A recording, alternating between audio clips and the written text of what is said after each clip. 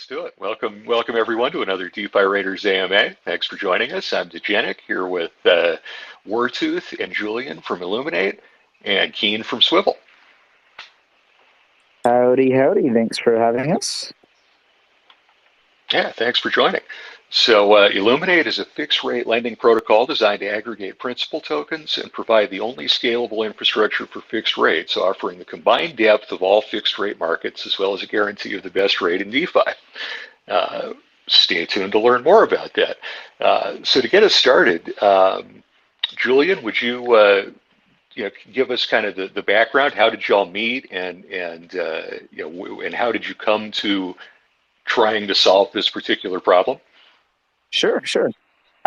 So I think to give just some background on my end, I really did not have much context within the space other than experience trading and disliking the lack of diversification back around 2017 and the tribalism within certain communities.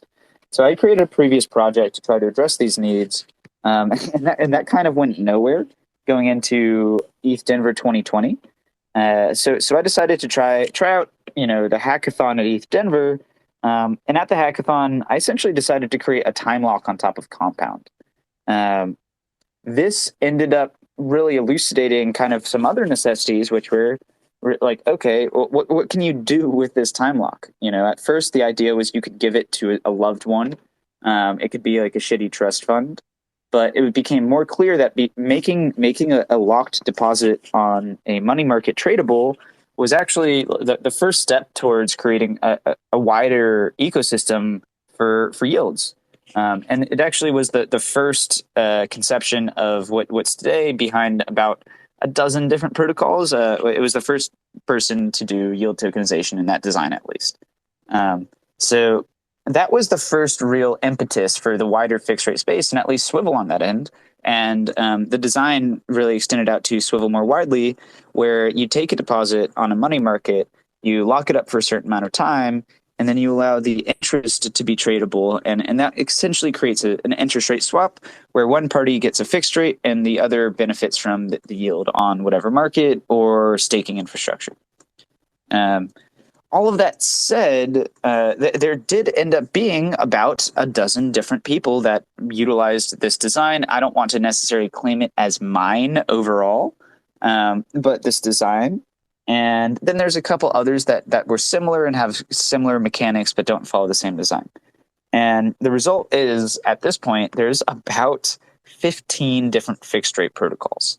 We're differentiated on Swivel's end. I'm proud to say, at least, but there still is too much confusion for pretty much any retail user. There's too much fragmentation for any sizable user. And even more important, especially on Swivel's end, where our design does try to optimize for those two facets, but the last facet that we kind of trade off is the ability to integrate with our infrastructure. So at this point, beyond Swivel, there aren't really any integrations across the fixed rate space whatsoever. So that's these are the kind of the issues that we're trying to address at Illuminate, or at least kind of led to the impetus behind it. The goal being, we'd like to kind of create some scalable, as you mentioned, scalable infrastructure for fixed yields that actually takes all of these fragmented markets, 15 plus different pools of fragmented liquidity for the same asset, and unify them into one interface that allows people to actually use fixed yields. And I think that's really the bottom line, right? And from our point of view, we don't really think that fixed yields can be used to any significant degree right now. And we're here to change that. Yeah. Yeah, very cool. A fascinating space. I'm looking forward to getting more into it. But before we do that, let's make sure we get everyone introduced. Wartooth, what's your role, and how did you come to Illuminate? And if you'd like, what's your background in DeFi? Sure. So I do marketing for Illuminate and for Swivel. And I started with the Swivel space while Illuminate was still kind of in the go-to-market stages. And now I sort of do both of them as far as like the execution and community management part goes. That's Keem. But yeah, I run the marketing part. And I guess my background was just I got into copywriting. I did a lot of copy for different protocols. I helped out with a lot of white papers and stuff, and just helping them get formatted and looking cool. And grew from there. Just went from different protocols, different NFT protocols, sort of helping them launch and go to market. And now I'm with kind of a more serious DeFi project, which is awesome. I really love actually building something useful like Illuminate. And I'll intro Illuminate just a little bit, if that's okay. We did launch, just like Julian said earlier, we've only been at this about a month. So our first month, we launched April 5th, and we have just shy about, maybe 30K away from $500,000 of liquidity aggregated across, all these different lending protocols. And that's what Illuminate does, right? We find these over collateralized fixed yield lending protocols, like right now is Swivel, Sense, Element, Notional Yields, AP Wine, Tempest, and Pendle. And we're always looking to expand that so that we can solve some of the problems that Julian was talking about, as far as like maturities syncing up and liquidity being aggregated into one spot, to make sure that we can guarantee the best rates for people, so they're not having to individually look through, like, let's say, DeFi Llama to find where's the best yields right now, where's the best liquidity right now, and how do I pick from those two, like which do I want to lend on. You can just use Illuminate and literally probably under a minute find the best rate, find the best maturity rate that fits your size and your needs, and lend.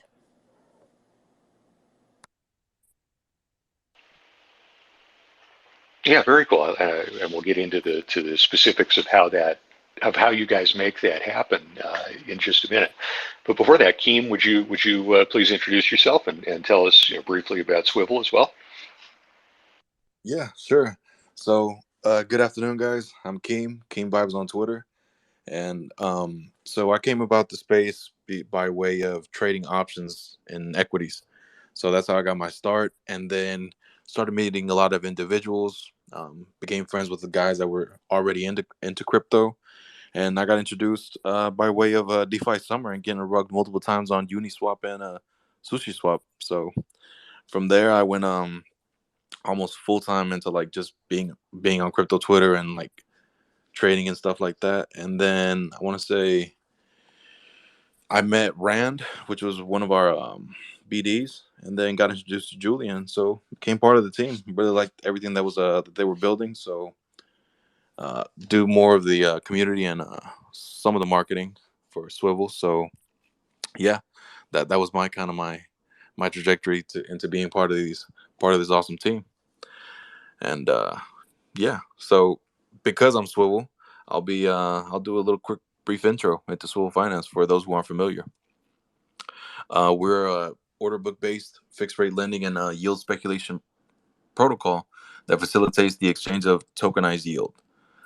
So what that means is we take a yield bearing, staking, or lending deposit and we split it into PTs and YTs, principal tokens and yield tokens.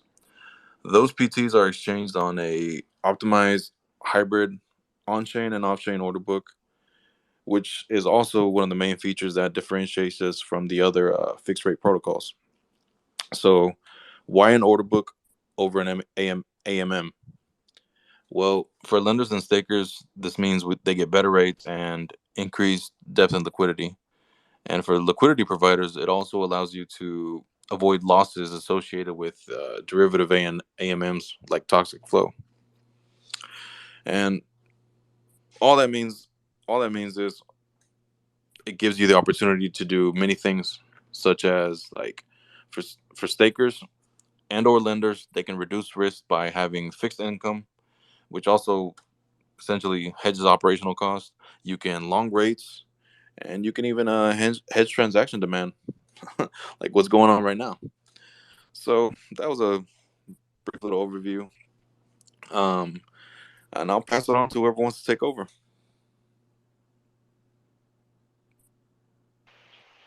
So yeah, please continue, guys. I don't think I need to prompt you a whole lot here. I think you've covered the market situation really well. So I think why don't you continue into how this works, what IPTs are, and so forth. Sure. I think it's important in general to talk about a couple of the core mechanics across the wider fixed rate space. which are yield tokenization and then just over collateralized fixed rate lending. In yield tokenization and in Swivel, you take a yield bearing deposit on somewhere like I mentioned, Compound or Lido or elsewhere, and you go in and split it into two components. One is the yield token, and that represents the yield that's generated over a certain period. However, the other is the principal token, and this is a mechanism that is familiar for a lot of people at this point.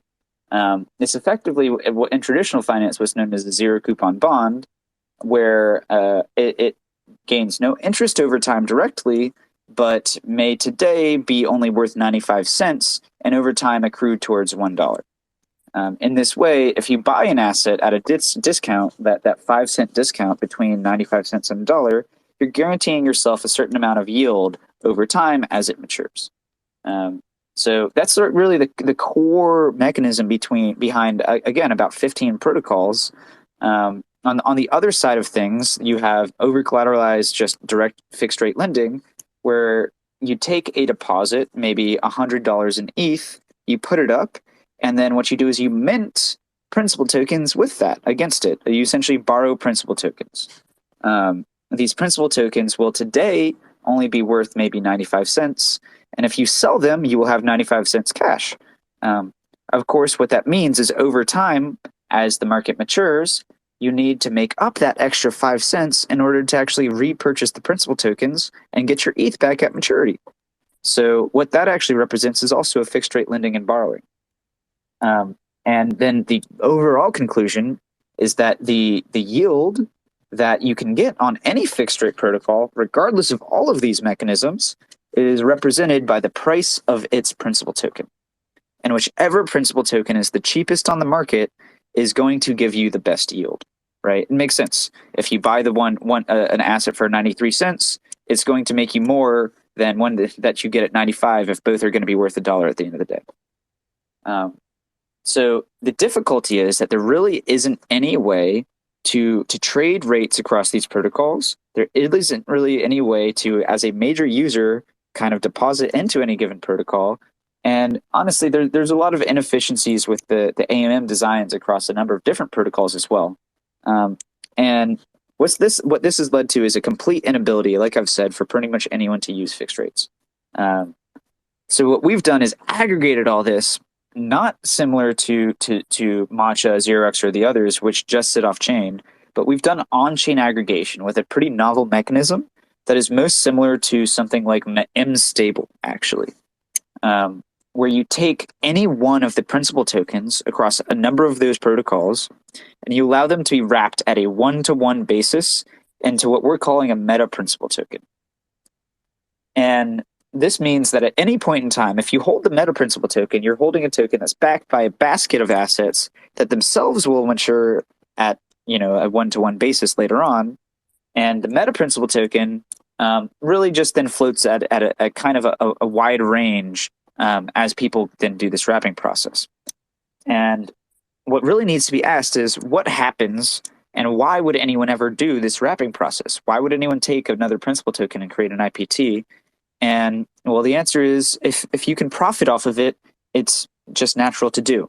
If you can create some arbitrage opportunity between maybe a principal token worth 95 cents and a meta principal token worth 97, then you're guaranteed some free profit immediately. And what this creates is a really interesting dynamic. It essentially means that if at any given point in time, any other principal token offers a better yield than the Illuminate principal token, or in other words, if any principal token costs less than the Illuminate principal token, it creates an arbitrage opportunity and essentially means that any external protocol that offers that better rate, of course, gets more volume. There's more volume across the fixed rate space. And then beyond that, it means that Illuminate's principal token is benchmarked always or pegged, although that's kind of a bad word in DeFi terms these days, but pegged at the best rate across the market. And this is actually, I know I've used a lot of words, but it's a very simple mechanism that just allows this one-to-one wrapping of tokens, but the impacts are huge. It essentially means that if any user wants to get the best rate across not just Illuminate, but upwards of 15 different fixed rate protocols. All they have to do is go to Illuminate and buy our meta principal token, our IPT. And this gives you access, like I said, to the best rate, but beyond the best rate, also essentially the combined liquidity of every fixed rate market. And it's obviously, I mean, it's something I'm super excited about. There's a lot of impacts to how far this can go. But it essentially means that at the end of the day, if there's any integrators that want to use fixed yields, there's only one place that they can go. If there's any large users that really want to use fixed rates on a long-term basis, there's only one place they can go. And at the end of the day as well, if you're a retail user and you don't want to spend your time looking at yields across 15 different protocols, there really is only one place to go. So yeah, that's my spiel, I suppose. Yeah, that's great, and that's a very clear market and competitive position, and a very and a very simple mechanism. Oh, sorry, go ahead. It's an interesting space, right? And I think at this point, the goal is to make sure that the wider fixed yield space grows, right? There's a lot that we can do to push things forward, and yeah, that's really a lot of the efforts that we're moving towards next is how we can not just grow Illuminate, but the wider fixed rate space.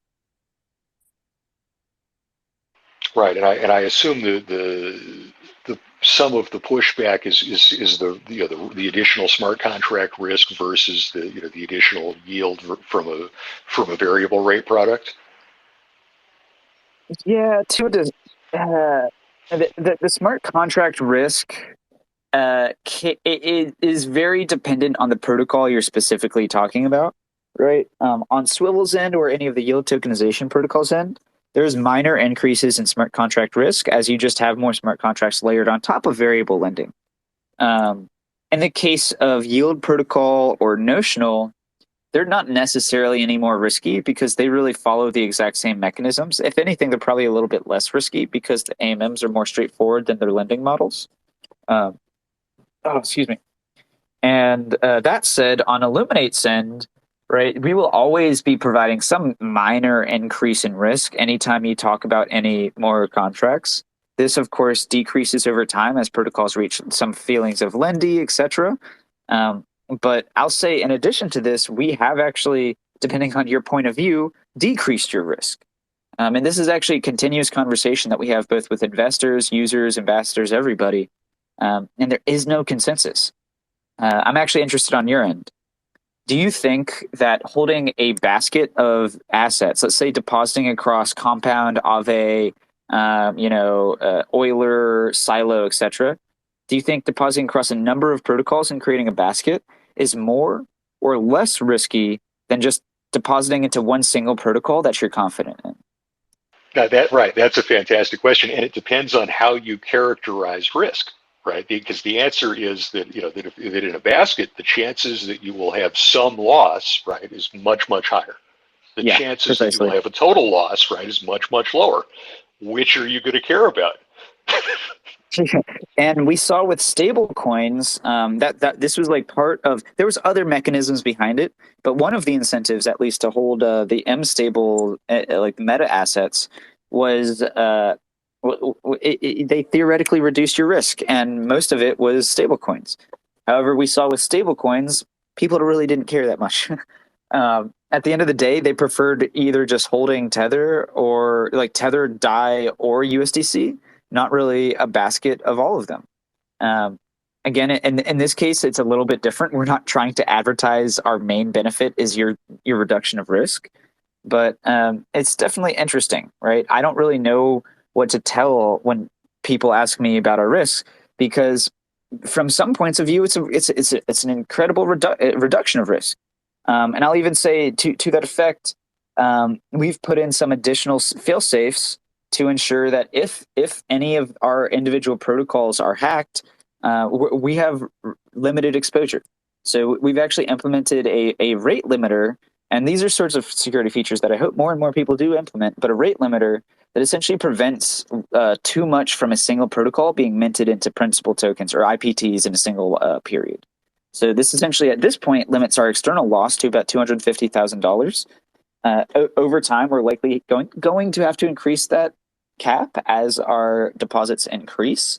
But for now, yeah, it's a pretty interesting mechanic that does limit our loss to a pretty, I mean, to a number that we could cover at this point in time. Actual risk management in DeFi. That's incredible. Yeah, and I hope more people do go in this direction. Bug bounties, we've paid out a bug bounty before ourselves. We paid out 35 grand on an exposure of about 100 grand. So that's very generous to most people's points or point of view. You really should have significant audits. I'm a big fan of the various audit competition models. And then the final facet is really insurance. We are not insured yet, but we do plan on buying upwards of $10 million in coverage from Sherlock, which would mean, yeah, at the least, if we did have exposure, it would be limited, and we could likely limit it to whatever amount of coverage that we have at the end of the day. So it hopefully will be actual risk management. Yeah, let's hope. It's difficult to implement at the end of the day, but it's something that we've planned. Yeah, very cool. Well, and let's talk through, both what you've done and what you've planned in a little more detail. So why I love the managed bug bounty style of auditing versus the, to deploy two auditors from a big firm. Yeah. But why, from your perspective, why did you choose that model, for Illuminate? Well, so we were actually one of Code Arena's first audits at Swivel. And at the time, it was because we couldn't get any actual audit, like other audits. But I found that our experience with Code Arena far exceeded what we would have gotten out of really any traditional auditors at the time. I want to say we had been quoted from an auditing firm that is now defunct. They had been bought out by PwC, and then they branched out again and then died. But they were asking for an $110,000 contract. And in addition to that, they wanted $40,000 in like not perpetuity, but at least for a certain amount of time. They wanted 40 grand every 6 months or so to do continuous audits, I believe was what it was, which is obviously a bit ridiculous to just sign on with these guys. So we ended up going with Code Arena. It was great earlier on. It has gotten worse over time as there's a bit of spam, but I think there's a lot of incentives that people don't really think about surrounding these audits that are really positive. And a lot of them revolve around the accountability of traditional auditors, right?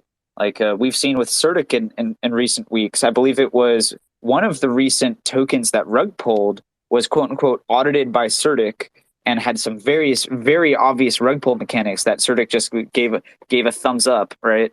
And then tried to cover it up on Twitter and say that it was tried something else. Yeah, it's like it's shameful stuff. Like that's really all I can say. But at the end of the day, there's not really that much reputational damage done to them because everyone knew exactly what they were getting with CertiK. And I think that's the case even when, let's say Trail of Bits, like a project of theirs gets hacked, it's not ever on the auditing company. At the end of the day, it is always on the devs. And that's been established over time. So really, I don't know. So let me back up, actually. What dynamic does this leave auditors? Well, if they see a massive vulnerability, why should they actually report it? Well, because their reputation, because they think other people might catch it and they'll look stupid. And that's kind of about it, and for moral reasons. But at the end of the day, there isn't anything hard and fast that incentivizes a auditor to report a severe bug that they think might slip by otherwise. And this is not the case with something like a competition, right? In a competition, you have this dynamic which forces auditors to report bugs because there's a chance that one of these other people are going to find it, report it, and then you will get nothing for it, right? Instead of having the opportunity to actually abuse the bug as the protocol grows, you just get no rewards. So I think there's this additional incentivization that does give some extra security actually to competitions that people haven't thought through. Beyond that, they're depending on who you get access to can be a variety of levels of auditing, which are extremely useful, right? It's some auditors are good at catching surface level stuff. Some are good at going in and looking at the dynamics of your protocol and understanding the niches of certain fixed yields, like all these principal tokens. And normally these are not going to be the same guy. Um, at audit competitions, you get access to all these different levels of auditors, and that's very useful. Um, and I'll say on a final note, the only really bad side is you get a ton of spam. You really rely on the judges of these competitions to ensure to reduce this spam, and beyond that, to themselves have a very accurate grasp of what is an accurate report.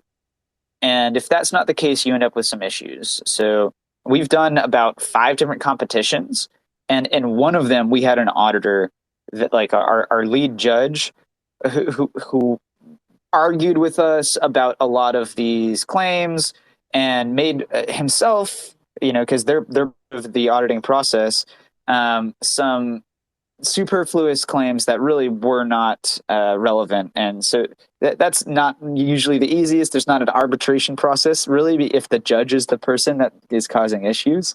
And hopefully there's better stuff to remediate that in the future. Yeah, great analysis. And right, hopefully we don't have PwC and all the venture capitalists figure out that, it's Uber for auditing and come in and destroy it. Yeah. It's you need people to be coming in. I'm sure there are individuals that you can get great audits from. That's not something we've done a ton of in the past, but is likely the best way to go if you want to do something other than a competition, in my opinion. Yeah, I think that makes a lot of sense. So how about insurance? What's your plan there? Are you planning to do something like a beefy style end user facing, buy insurance here kind of a thing, as well as having core loss insurance? It's like I'm a fan of a few models. I'll say there's over time been only a couple protocols that have survived in insurance. Um, at this point, I mean, I don't think any are really sustainable other than Sherlock, in my opinion. And Sherlock themselves has to get significant more capital onboarded, excuse me, which likely means charging more for insurance over time. They've already increased premiums from about 2 to 3% for buyers. Uh, so the other directions really come in a few forms, right? Are they directly priced by the market? Are they actuary priced? And then beyond that, are they centralized or decentralized? So I think over time we've seen that market-based insurance has just been priced too poorly for any real users to utilize, right? Like using Nexus Mutual or other protocols has just cost too much to really validate purchasing, right? If you're earning sub 3%, it really doesn't make sense to pay 2, or let's say if you're earning 5 or 6%, it doesn't make sense to pay 3%, half of that, to insure your capital. You're right. You should just be buying a T-bill at that point. But beyond these, there's a couple other protocols that use actuaries or the equivalent of them to price insurance, which are really just centralized pricing models.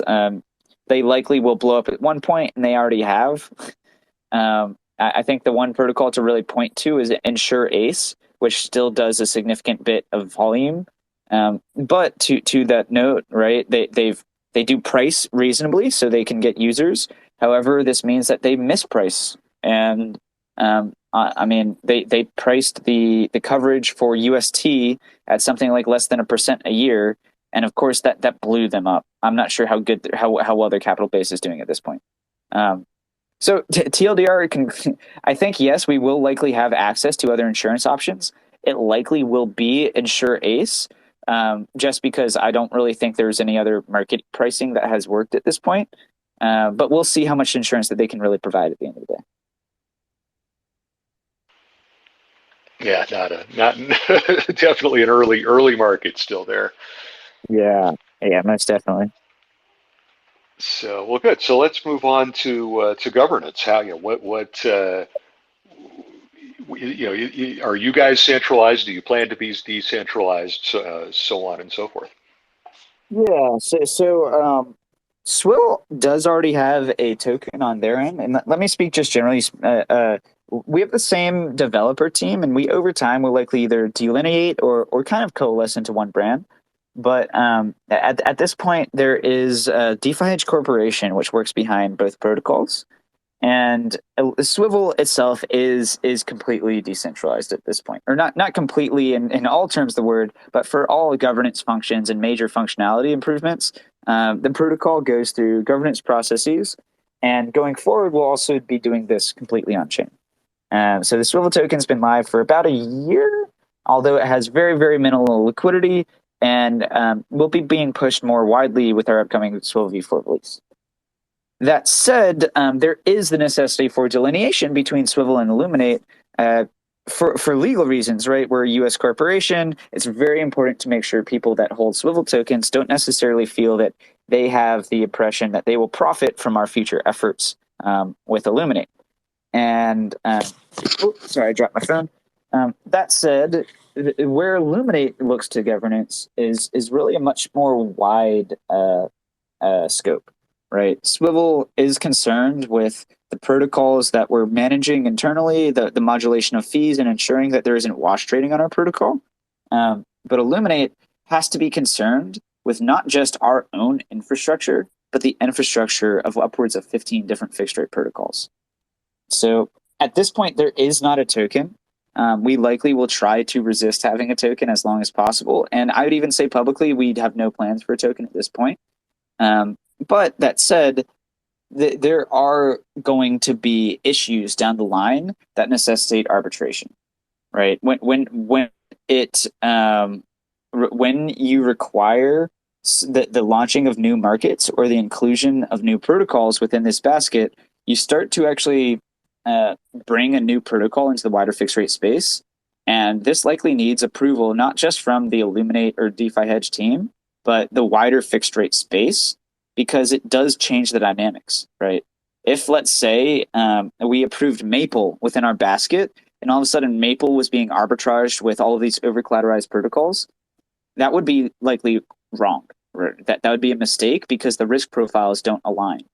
And with these sorts of risks, you cannot have a centralized team as the sole arbiter of what is right and what is wrong. So, I will say again, we have no plans for a token, but if there's many protocols that actually deserve to have one, it would be Illuminate as it grows and actually has some substantial markets and wider efforts to align. Yeah, that makes a lot of sense. Keem, would you like to jump in and talk about the Swivel token and your governance and particularly plans to move on chain as well? I'm curious if you have, if you've made, if you are watching anybody's technology in particular, or if you plan to build your own there. So I will say that I'll actually let Julian speak on that one, just for any concerns we might have on. Yeah, Oh I'll just yeah, let Julian. that's fair. That's a Julian question. He's worried about legal sides of things. Oh, sorry. Yeah, It's no problem. no It's no worries. problem. So Yeah. So the token has some very specific use cases within our ecosystem. And the large intent, again, we're US based, so there is some clear delineation we try to make that ensures that the users don't feel that they will make profit off of our efforts, but that they can profit off of their own. And this comes in the form of a security module, right?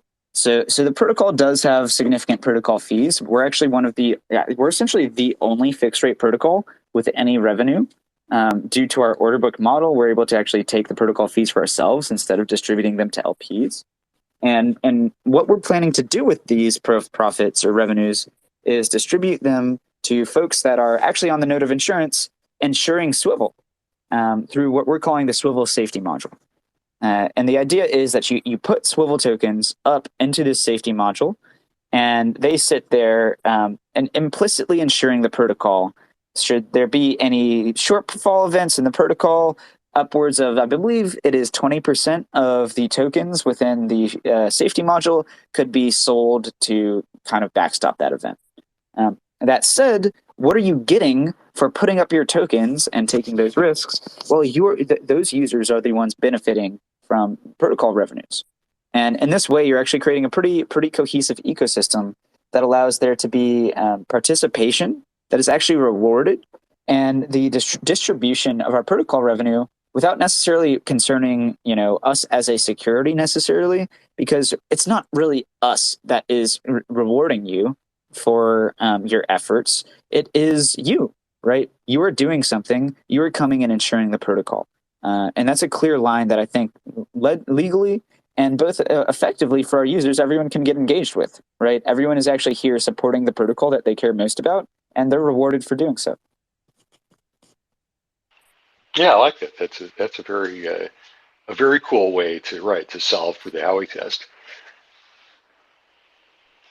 Yeah, it's a tough one in general, but I think it's a semi-proven model at this point that has gone through the ringer with Aave, Balancer, a few others, and I think as well it's just valid when you talk about how to distribute profits across a protocol.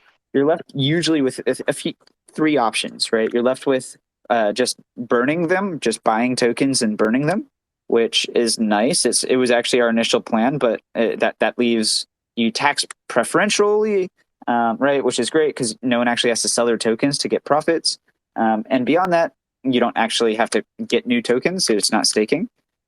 Leads to the second point. You could just directly stake the tokens and give everybody that stakes profits from it. But then the question is, what are they actually doing for that? In other ecosystems, they're locking up their tokens for longer and longer period. That isn't necessarily backing any mechanisms there. But in our direction, right, we're using it to actually ensure that our protocol can scale. And hopefully this is a sort of mechanism that on a long-term basis can actually engage people. Yeah, that's very cool. I like that you're actually using it versus just preventing sell pressures is what most of them do.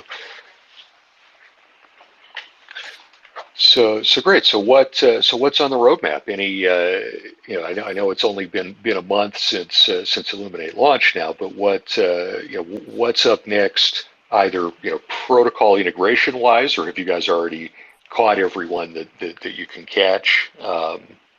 There's a lot. And then and then do you have other upcoming marketing or community plans? Yeah, there's a lot. I'll let Wartooth come in on the community plans in a sec, but I'd say, God, because you do have to again separate Swivel and Illuminate. On Swivel's end, there's a lot of exciting stuff upcoming. We're going cross chain. We're heading to Arbitrum, BSC, and a few others. And I think the impacts there are actually pretty huge. Of course, on Arbitrum, you get these more engaged markets with GLP, GainSty, etc. But elsewhere, I think the narrative around block space is the most important at the moment, right? We've seen gas prices increase about tenfold over the past 2 weeks, 3 weeks. And this leaves a lot of people quite exposed, right? And there had been a number of projects that would like to help people hedge these gas costs. Previously, they had just been gas tokens. Those are now obsolete. There's another one called Alchemia that says they do deliverable block space. But in reality, nobody actually allows people to today pay, let's say, $100 and know that they will be able to spend, what would be $50 of transactions today over the next month, essentially hedging those costs. And what we're able to do is offer this for actually the first time, right? So across all of those chains I just mentioned, we're alongside, hopefully, Biconomy. We'll see as far as partnerships go there. We're able to offer users the ability to purchase yield tokens, and should there be increases in demand for transactions and gas prices increase, they are effectively hedged, right? If the yield on your staking derivative increases, then you are hedged to your exposure. And this is super, super interesting. There are programs like this ongoing already. You have plenty of roll-ups pushing transactions to mainnet 24/7, and these people operationally have the ability to lock in extreme amounts of cash. So it's something that I'm super excited about there. These are the most interesting narratives at the moment, more widely in DeFi, is the wider LSD narrative, and then as well the layer 2 narrative, and it's kind of a combination of both of them at once. On the other side with Illuminate, yeah, there's a lot of integrations. That's the biggest thing I'd mention. Some of the cooler ones off the bat, I'm not sure. Have you heard of Contango? Yeah, I have. Yeah, like But tell us. Yeah. Sorry. So that's probably one that I'm most immediately excited about because they're already live. Although our integration isn't quite live with them yet. But Contango is an expiral futures protocol that allows you to get leverage in the same way that you would on perps up until a certain date in the future. And this is extremely interesting because it gives you alternate dynamics. But then beyond that, every single trade routed into Contango goes through fixed yields at the end of the day. So the infrastructure that actually bottlenecks Contango right now is Yield Protocol on Arbitrum. And then our launch on Arbitrum actually allows Contango to scale beyond where they're at currently. So something like that I'm extremely excited about. Traditionally, you see expirables representing about 10% of perps. And if that scales to DeFi, that itself is about a $160 to $200 million market. So immediately, without even thinking about the adoption of fixed yields, Illuminate can become a $200 million protocol overnight. Another I would just kind of talk about really briefly, and I mean I'll hint to more in the future, is a core advantage I think that fixed rates have in DeFi over traditional finance, in that you can take maturing instruments, align them, and ensure that they mature at the exact same second. And this is extremely interesting, right? In traditional finance, you're limited to certain settlement times and various regulation limitations. But at the end of the day, you could take something like a principal token that matures at a one-to-one basis in the future and use it as collateral in other maturing instruments. The first example of what we're working on is options, where you take a principal token, in this case, let's say a USDC principal token that matures on December 31st. So you know 1,000 of them is going to be worth $1,000 on December 31st. And you go and you underwrite an option with it. And you know that $1,000 won't be necessary until December 31st. So what you've done there is you've taken what otherwise would be capital that just sits around lending, and you've used it and double dipped kind of. For options underwriters, it means that they would, if they're expecting right now to earn 10 to 20% on premiums, they would be earning about a 25 to 50% increase in premiums just by utilizing Illuminate in the back end. So obviously that's pretty hype, right? I'm of the opinion that there haven't been a ton of reasons to onboard to DeFi as far as options go, but that's a pretty simple value proposition for me. If you're considering underwriting on Deribit, we're able to increase your premiums by 25 to 50%. Yeah, and I'll cut it off there. Those are the two most immediate hype integrations. There's probably a lot more incoming, but I'll leave those for the future. Oh wow, that's exciting. That right, being able to rehypothecate, yeah, that principle for options is quite a huge market opportunity. Yeah, and hypothetically, you could do it infinitely. You could take that option that is backed by a principal token, and you could use that as collateral in another expiring instrument. Or you could do it. You could do a ton of things with it. And the more and more you rehypothecate these assets, the more beneficial you'll see, or the more benefits you'll see that DeFi has over any traditional financial infrastructure. Right. I hope the analytics and reporting of it all keeps up, because right, it certainly got away from TradFi. Yeah. The nice part is it's over collateralized, right?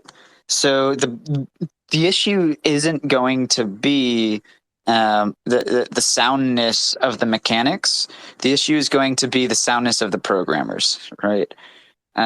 So it's a tougher issue in some degrees. Over time, you will find infrastructure that is just hardened and so much better.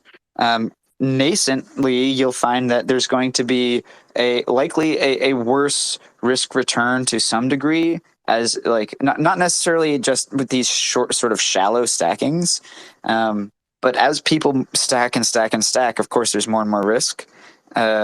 That just can't really be replicated traditionally. But, is it worth it? We'll see. I think in this case, if you're earning 5%, the mechanics are relatively straightforward. Your risks are limited. It does make sense. Maybe when you keep hypothecating further, it might not. But hopefully for now, things can be quite restricted. Yeah, very, very cool. Well, cool. So how about Wartooth? What's on the radar for community?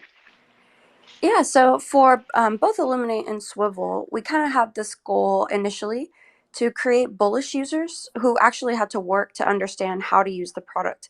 Because even though the product itself is very easy to use, our UI is beautiful, it can be hard to understand what it is you're doing. And a lot of people in DeFi, I think, don't really use a protocol for its intended use. They're just using it because they think it's an opportunity to speculate. So we decided to solve that problem by kind of creating this knowledge moat around Illuminate and Swivel, and that started with the Swivel Ambassador program, which we did. We powered that via NFTs that were redeemable for positions on Swivel. So as opposed to them doing some onboarding tasks in our community, like reading our docs and reading our pin tweets and retweeting us and doing various asks for us, they earned XP to actually earn an NFT that represented a position. From there, they then had, liquidity on the protocol while also having learned about the protocol to earn that liquidity.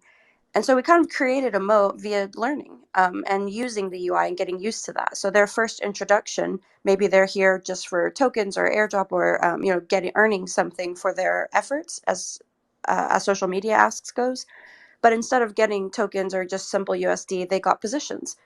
We're going to bring that same program after we kind of evaluate and see how the first one did with Swivel. It was very successful. We got a lot of growth out of it and a lot of new users. We're going to bring that same thing to Illuminate and create something that's more of like a contest where people can create content, people can, take quizzes about DeFi in general, DeFi hygiene, fixed rates in general, and of course the Illuminate product itself, and learn, again, how to use our product and be granted positions on Illuminate so that they now know how to use the product, have liquidity on the product, and the very next step should just be to add their own liquidity on the product. So I'm really excited about that. It's fun. It's fun to kind of gamify the ambassador programs because people do get excited and create memes for us, create merch for us. We got a lot of people that really took it seriously, and it was fun to see our community sort of branch out from just posting in the Discord or saying good morning to like really being involved and understanding the product, which is the ultimate goal of the campaign. And that's very cool. I like knowledge mode a lot as a term. Thanks. So great. Now, at this point, do you guys have any other anything else that we should cover? Anything we've left out? Otherwise, I'll open it up to the audience for questions. I suppose there's just one topic. It's a little bit deeper, but it's something at least interesting, and I'm currently writing an article on. So I'm in the midst of it at the moment in my head. It is related to liquidity provision. And this is most interesting to people that might have provided liquidity to other protocols across the fixed rate space, whether it was Element, notional, yield, sense, etc. And there's actually some really significant advantages that Illuminate offers liquidity providers over others. And they largely relate to some pretty interesting auto rollover mechanics. So generally speaking, liquidity provision in fixed rates leads to people owning partially principal tokens and partially USDC or whatever underlying, right? And as the market matures, they will end up redeeming their principal tokens and ending up completely in underlying. And the vaults that are around these pools usually then just sit there and wait for a new market to be launched. The difficulty is, what do these vaults do with the USDC once the new market launches? They have to, again, acquire principal tokens to provide liquidity. However, to acquire principal tokens, there needs to be liquidity. So it's kind of like a chicken and egg situation. They are the ones that provide liquidity, but they need liquidity there so that they can provide liquidity, effectively at least. So what ends up happening on most of these markets is a bit of a hand wave to some degree, where there's the creation of a certain yield, or the yield starts at a very low yield that's synthetic, or whatever it might be. But the result is that if you provide liquidity anywhere else other than Illuminate, you're actually missing out on about 5% APY. All of the yield that you would otherwise get from purchasing principal tokens is completely lost, and this is pretty massive, right? It means that if you are actually looking at being a liquidity provider in the fixed rate space, participating in the fixed rate space, not only are you benefiting as a lender if you come to Illuminate, but you're getting a significantly higher yield as a liquidity provider. And beyond that, I'm fairly sure at the moment we are the highest pure yield on mainnet, period. I believe the variable yield is around 11% and the fixed yield is around 4.5. So coming in without even touching any incentives, we're offering LPs around 15 to 16% LP or APY, which is pretty significant. It's obviously very early on. We're scaling. I actually do expect these yields to scale with our protocol over time. So maybe don't come buy an LP today with gas prices quite where they are. Do it anyway. It's your prerogative.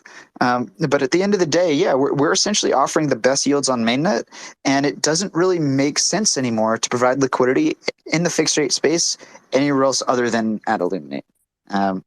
So that's my last little spiel. I'll be releasing an article on this, if not today, within the next 1 or 2 days. So keep an eye out. Yeah.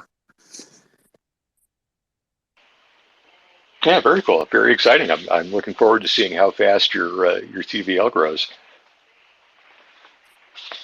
Hell yeah. So cool. Well, with that, does anybody in the audience have any questions? Feel free to tweet at us as well, or track me down in our Discord if you don't want to hop up on stage and talk. We actually didn't get to hear anything about DeFi Raiders, so if you wanted to tell us a bit about kind of what you guys have going on while we wait. Oh yeah, that's a good one. Nobody asked me questions on these. DeFi Raiders is a marketing and alpha server. We're a free community, and we host a bunch of AMAs with the coolest protocols we can find. And we post all the alpha that we can find as well, and we have a variety of users. We were initially called Tomb Raiders, and initially focused on chasing the ruggiest tomb forks that we could find. Cool. So we've gone a little more upscale since then. So yeah, but it doesn't look like we have any questions. So. Well, so I'll give you guys one last chance. Any closing remarks? But this has been wonderful. I think you guys did a great job, and this is a fascinating area of the market that's developing here, and a very exciting protocol. Well, I just want to say again, thanks for having us. I'll let Wartooth. I think she usually gives a little spiel at the end about Discord and everything. But yeah, I appreciate you having us on, and it was a great time. Yeah, thank you again so much. It was really fun. It's always nice to hear about these things and kind of remember that DeFi isn't just like a PvP meme coin arena right now. That some people are still really building some functional products. Yeah, if you guys liked what you heard today, if you thought it was interesting, please head on over to our Discord. Keem will keep an eye out for anybody that joins. Let's say the next hour, we'll go ahead and give you an OG role. Which may or may not be leading to some cool stuff later. Also, if you're interested in joining our ambassador program, that you'll see some more information about that coming soon. And I'll go ahead and pin our Discord and the pinned tweet. But you can just head on over to our bios, give us a quick follow, and head on out to Discord for us. And that's it from me. Thank you again so much. Yeah, very cool. Thank you all for joining. We've got Hot Sauce up on stage, who's actually my partner in DeFi Raiders. Hot Sauce? Hey, Hey, how's it hey, going? hey, how's your day? Oh, great, man. This is a really cool protocol. I'm happy you guys did this. I have a lot to learn, but I just wanted to ask a question because I've seen a lot of people following you guys want to know what the best route is for forming partnerships or exploring more. And would you recommend just joining the Discord and engaging there, or what's the best way to reach out for groups that want to connect with you? Yeah, if you'd like to connect, it depends exactly what you're doing. Yeah, we do have a partnerships channel in our Discord. So if you're a fixed rate protocol, we try to open up channels in our Discord, and we'd love to integrate. If you'd like to integrate with us, of course, that's also another avenue. Depending on what you'd like, reach out through Telegram or otherwise. But come on by our Discord, and we can get it all set up. All right, sounds good. Yeah. I'm reading the docs. It's really well put together. So I mean, I appreciate the amount of information and time you guys have spent making it clear. So thank you so much. I'll tell you, I'm very self-conscious about the docs, which there's a phrase that I really, really like, and I say to my employees a lot, which is that self-doubt breeds excellence. So, thanks for the compliment. Yeah. And no, I mean, it's really good. I don't think that my neighbor who's new to DeFi would enjoy it as much as I do, but I think it's not the protocol for first time users, like it's a little bit more But advanced. I need to figure out how to phrase that better for first time people, because it is meant to be the easy fixed rate protocol, right? Each individual fixed rate protocol uses such abstract and complicated mechanisms. And all we're doing is saying, hey, we trust the mechanisms of this protocol, and this protocol. We're aggregating them and giving you one place to make it easy to understand. And hopefully that's a message that people can connect with if they don't really get the more in-depth I technical think that side of it. comes across in the docs. I think you guys are getting there. So Cool. good job. Well, yeah, just thanks for having us on. Yeah, thanks so much for joining us. This has been another DeFi Raiders AMA with Swivel and Illuminate, a 2-for-1 special here. Yeah, so we'll post it to YouTube in a couple days. Keep your eyes out. If you see it there, please like, subscribe, do all the social media things. And yeah, thanks again, everyone, and enjoy the afternoon.